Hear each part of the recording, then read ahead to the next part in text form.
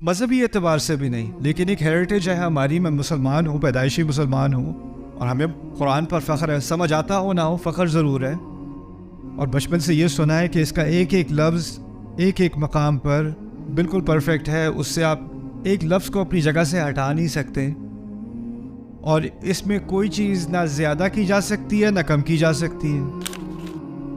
तो ला यातिहिल बातिल, इस पर तो कोई बातिल आ ही नहीं सकता। तो उस गुस्से की वजह से मुझे समझने की ख्वाहिश हुई कि मैं इस कुरान को, शायद तर्जुमे में कुछ मिसिंग है, शायद अरबी में कोई ऐसी बात हो रही है जो तर्जुमे में मिसिंग है। और उस वक्त से मेरी एक दिलचस्पी हुई कुरान को बग़ैर तर्जुमे के समझने में। और जब मैंने अरबी के बाद कुरान का मुताला शुरू किया तो मेरे जहन में और भी मज़ीद सवाल आने शुरू हो गए, क्योंकि अल्लाह ताला कुरान में जब बात करते हैं, आपने किसी में थोड़ा सा भी कुरान पढ़ा हो तो कुरान में कुछ ऐसी क्वालिटीज़ हैं जो और किताबों में नहीं हैं। अल्लाह ताला फ़र्ज़ करें कभी तक़वे की बात करते हैं, लेकिन एक दफ़ा नहीं करते, बार बार करते हैं। 200 से ज़्यादा मरतबा एक ही मज़मून पे तक़वे पे ज़िक्र किया जा रहा है, तक़वे का। अगर किसी एक किस्से की बात हो रही है, मूसा अलैहिस्सलाम का किस्सा हो रहा है, तो वो एक मकाम पर मुकम्मल बात नहीं की जा रही, थोड़ी सी यहाँ, थोड़ी सी वहाँ, थोड़ी सी वहाँ, यानी टूटा हुआ एक छोटा सा टुकड़ा इधर, एक टुकड़ा उधर, एक टुकड़ा उधर। फिर दूसरी बात, अगर किस्सा दोबारा दोहराया भी जा रहा है तो उसकी तकरीबन कुछ तफासील वही हैं जो पहले भी कही जा चुकी हैं, तो दोबारा कहने का क्या फ़ायदा।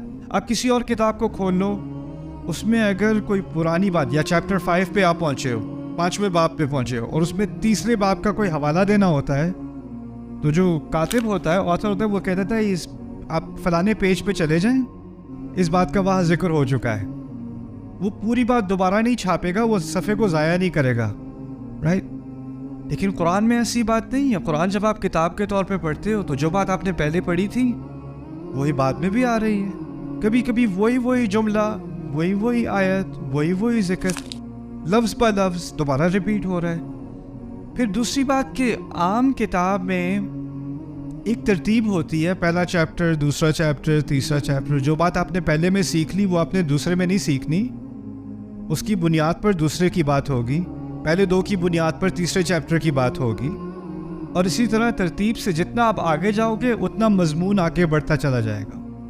और अगर आप मजमूनों की या चैप्टर्स की, अबवाब की तरतीब को इधर उधर करोगे ना, तो किताब की कोई तुक नहीं बनेगी।